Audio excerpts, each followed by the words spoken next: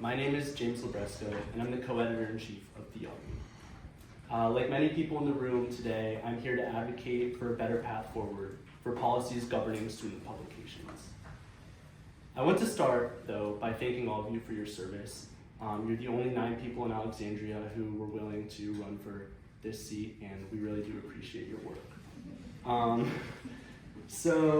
Right now, with the student publications policies, we're at a crossroads. There are 3 paths forward.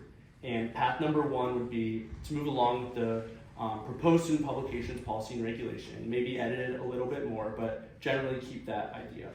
And doing so would allow the school district to edit and force deletion of any content created by students without cause. And notably, it would also put all legal liability of content onto the school district. The second path forward is to delete the proposed edits and keep the current policy. And some may say this is just going back to normal, but it's not really true because the proposed policies, the policies that have been proposed, they've shown that there's, unfortunately, a clear intent to suppress information, and the interpretation of the current policy can and will change to reflect that intent. There's another way forward that I don't want to speak too much about because others will, but it's to adopt our policy, Voices Unbound, which will simply uphold the system under which student publications have operated for decades.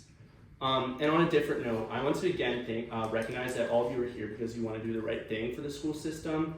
And I don't know all of you, but I know some of you pretty well, and I've seen you put time and effort into things that probably no one else in the city does, analyzing documents, reports, deep to the bones. And I've seen how much you care and how much each of you want to get it right, do the right thing, make the right decision. And this policy and regulation, it's not right. In 20 years, when you're long gone from the board, promoting free speech for students at a time when democracy is under threat is likely something you'll be most proud of. So I please ask you to keep that in mind. Thank you.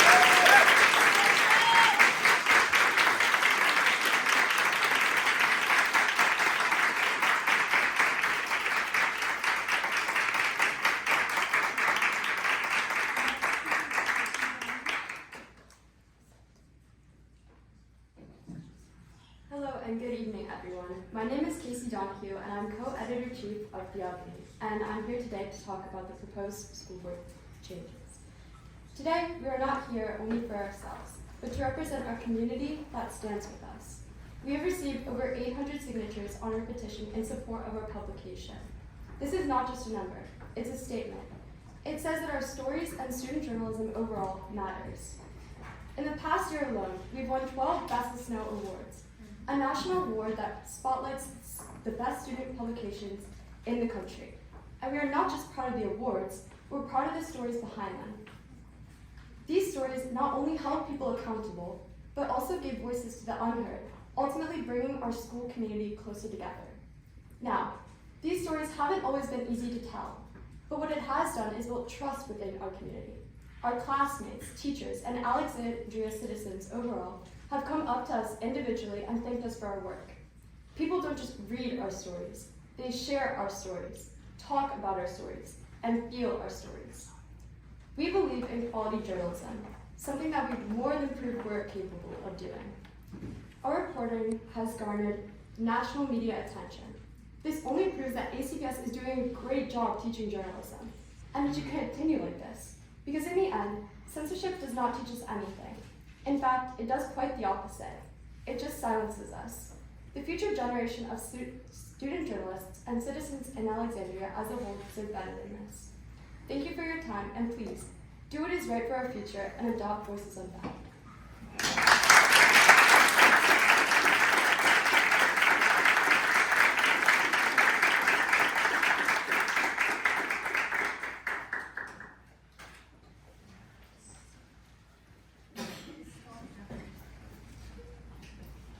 Hi, I'm Isabel Schultz. I'm the current staff writer of Theogony and incoming news editor. To begin, I'd just like to explain in light of current events that in the year of 2025, with the Trump administration repeating history and changing our nation in the most harmful ways, education of the public has never been so important. As we're seeing Trump's attempts to cut NPR and PBS's funds, the Associated Press ban from the White House, and the censorship of the Washington Post, the spread of information and education are facing indoctrination. It's ironic that our school district, a liberal one at that, is attempting to exert the similar authoritarian forces of the Trump administration. Now, this is not to discount your efforts. We genuinely appreciate everything that you've done for our school district. But I'd just like to highlight these close lines, and we don't want them to be blurred.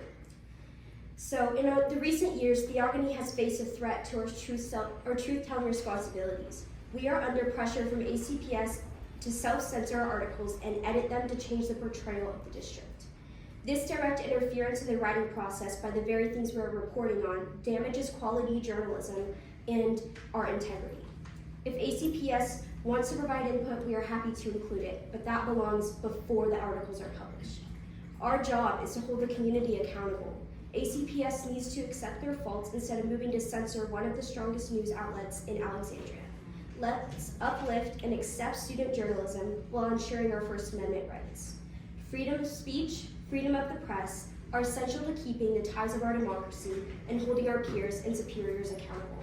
The Constitution made no mistake in including these liberties, and the student publication policy should not aim to disrespect the integrity of these rights. Thank you.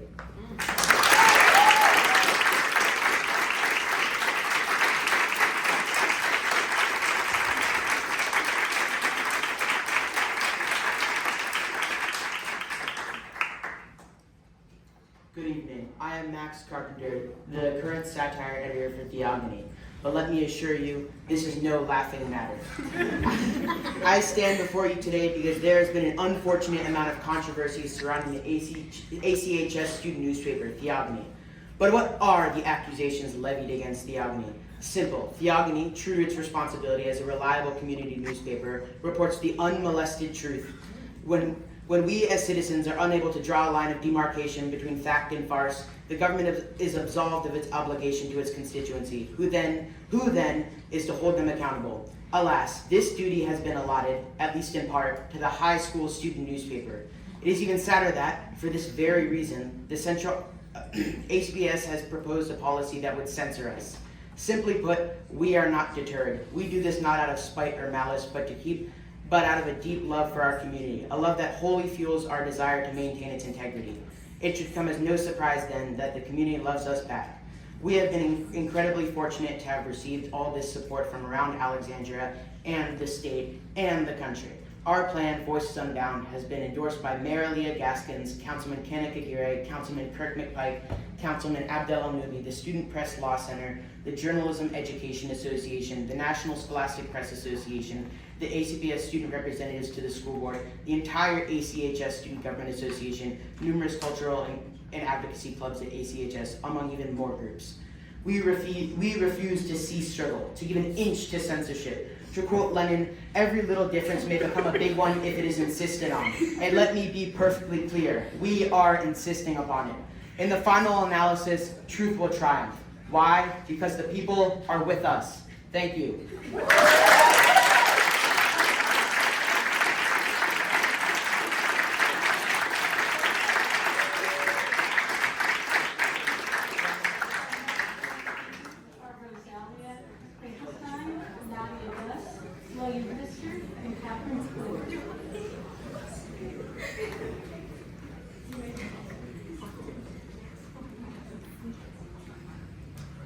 Hello everyone, my name is Rosalia Finkelstein. I am the opinion editor of Theogony, and I'm the incoming co-editor-in-chief. I'd like to thank you for your time today and your representation on the school board. I'm here today, like many of my peers, to advocate for Voices Unbound. Let's be clear, we're not asking for much. Voices Unbound simply codifies how student publications have operated for decades. It says that ACPS supports the First Amendment, which, as an equity-focused school division, it should and does. Voices Unbound also gives protections from retaliation to students and staff advisors, something that I would think is common sense. In addition, it codifies the long-standing practice that some student publications are limited public forums. Another important aspect that seems to have been mischaracterized is that Voices Unbound removes all legal liability from the school district, something that would benefit the school district as well as ourselves. But the aspect that has been most scrutinized is who has final say over content being published. We agree with many of you that the principal should be able to block content that is unfit to be published, and that's what Voices Unbound does. But unlike the current and proposed policies, Voices Unbound gets specific. It says that for ACPS to censor, our content must be libelous, it must be obscene, it must be an invasion of privacy, it must be illegal, or it must be dangerous. That's a big difference from the current and proposed policies, which are vague and leave these decisions up to interpretation. You all have the opportunity to make history. Please support student press rights. Adopt Voices Unbound. Thank you for your consideration.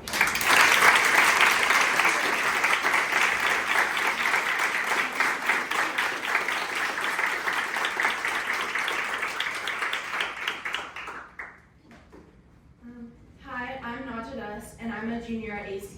I'm currently the entertainment editor for Theogony, and next year I will be the features and spotlight editor.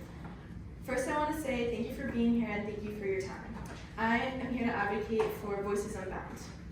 I've been a member of Theogony for 2 years, and I have learned so much through the program. Originally, I joined because I loved the idea of having the freedom to write about whatever I wanted. It's not an average class. Instead of units, we have cycles. Instead of tests, we have deadlines. Our classes run like a newsroom because it is one. Journalism 1 is where we learn the basics, how to write an article, how to interview, but Theogony is where we use these skills to do what any newspaper does, to tell the stories of our community. This is the purpose of our newspaper, and frankly, having to fight this policy is getting in the way of that. Right now, we should be writing a spotlight on the school musical or the athletic senior night, or any of the other events that happen at the end of the year, but instead we're here having to fight for the rights that we learn in history class are inalienable. I have an 8 years history exam tomorrow, and I'm tested on the rights that I'm fighting for right now. ACHS is a school that gives students so many opportunities to express themselves, whether that be through musicals, art shows, or poetry contests. So why does that have to stop with the newspaper? Our newspaper is so important to the Alexandria community because as students, we have a unique perspective and firsthand experience and knowledge that other outlets simply don't have access to. We are the outlet for the community to see inside the school and inside its events. While ACPS alerts families from a PR perspective, the community needs more than that.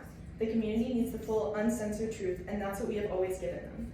Choose Voices Unbound so that we can continue freely and honestly reporting on the stories in our community that matter. Thank you.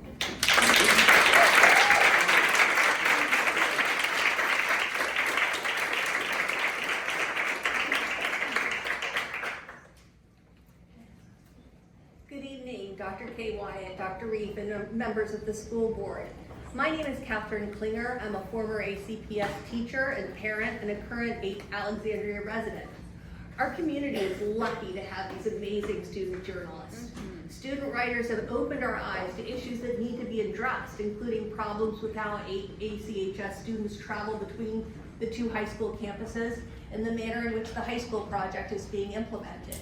It's critically important to hear from students on these issues, which obviously have a bigger impact on them than on any other group in our city. And we, as Alexandria citizens, should be confident that what we read in Theogony or other student publications reflects those student views accurately.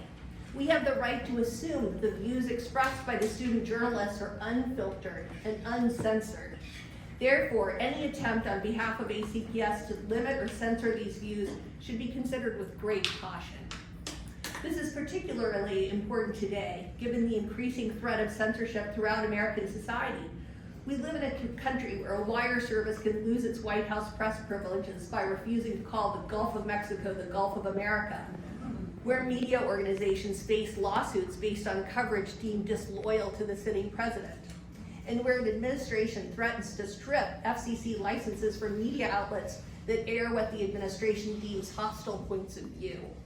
Our local government should stand up against these violations of free speech. Our leaders, including the school board, should serve as example to our citizens and particularly our students by championing an expansive interpretation of the First Amendment.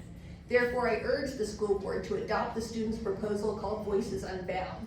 This proposal thoughtfully balances our students' First Amendment rights with proper administrative oversight and reassures students that the Alexandria community values their voices on everything, all issues, including and perhaps especially on issues that are controversial. Thank you, Ms. Klinger.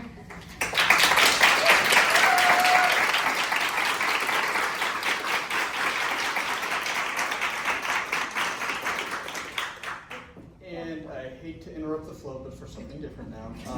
But incredibly impressed. I love to see you all out here. That's awesome. Keep doing it. All right. Good evening, school board members.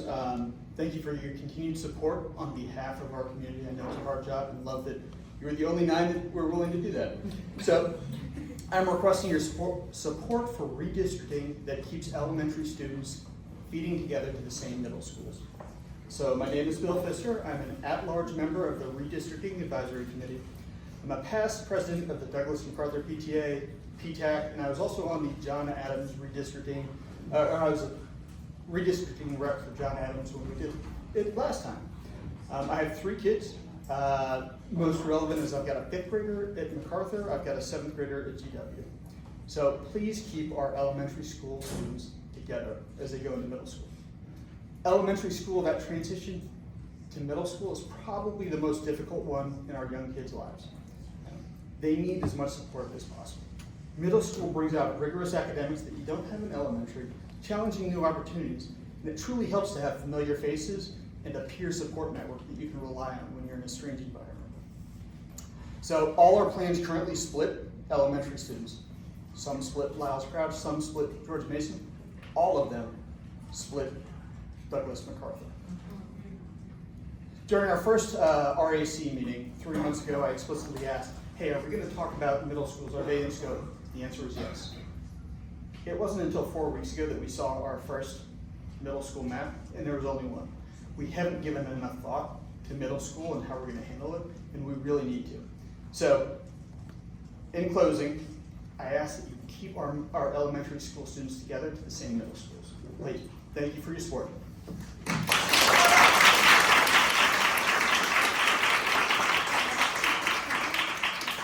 Laurel Taylor, Terry Glover, Mallory Lawhorn, and Mark Eaton.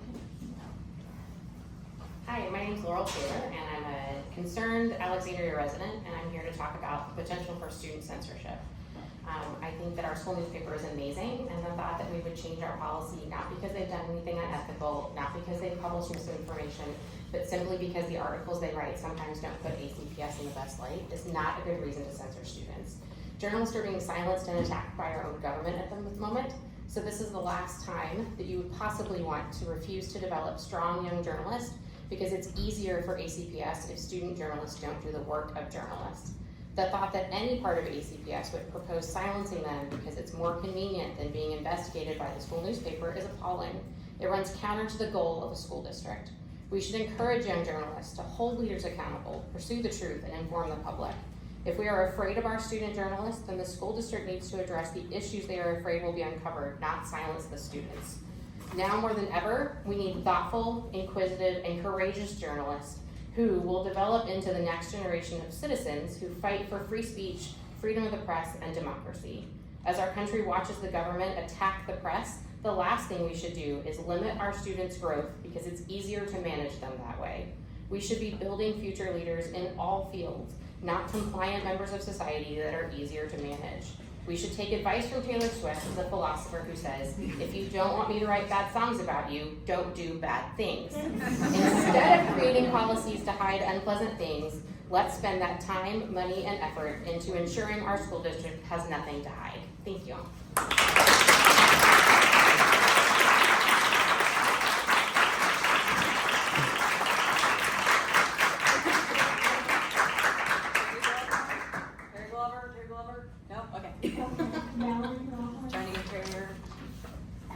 Good evening, my name is Mallory Lawhorn. I honestly cannot believe I am here tonight, potentially missing game 2, but I am angry. I first heard about proposed attempts to censor theogony last year, and I thought, nope, there's no way they will do this, but here we are. I graduated from T.C. Williams in 2010. I am a third-generation product of ACPS. I was also a staff writer on theogony my senior year, 2009-2010. One of the reasons I chose to take journalism, this guy was my staff advisor, is because my senior English teacher was Patrick Welsh. Yes. He also taught my mother, and he often wrote opinion pieces to the Washington Post. He wrote one in December of 2003 in the months following the death of Skylar Jones called Young, Male, White, and Confused that has stuck with me to this day. When I joined Theogony, I had Mr. Welsh in my brain. One of my first articles was about the absurd number of fights we had to start the year. Fights have always been a trigger for me, so I wrote an article about the number and the intense atmosphere, with the underlying theme being one punch can change the entire course of your life. That was cathartic to me. I sit and think now about the open dialogue I had with Mr. Calatuni, one of our associate principals, and Mr. Story, our security director. Their willingness to give me numbers and details, and their openness to talk all in the name of getting an article out to try to get kids to stop beating the poo out of each other. The article went to our editors, our teacher rep, Mr. Eaton, then print, no meddling. It was my perspective and reporting of what was going on the first 6 weeks in our school. How would that go now with this new system, with 800 eyes on everything these kids are doing? And that leads me to think, what are you trying to hide? These kids are doing the best work this newspaper has ever seen, and you're trying to shoot them down. That article I wrote was tiny. What these kids are doing now is phenomenal, and is setting them up for success in the future, and you want to censor them. Alexandria should be pushing Virginia towards being a new voices state, not doing this. It's embarrassing. I'll mention one other thing. My favorite article that I wrote for Theogony was about the 3 teachers who received national board certification in December of 2009. The first 2 left years ago for better career living opportunities in other jurisdictions, and the third, the greatest educator I have ever met, left last spring after 19 years, not because of pay, but because of nonsense like this. That speaks volumes to me.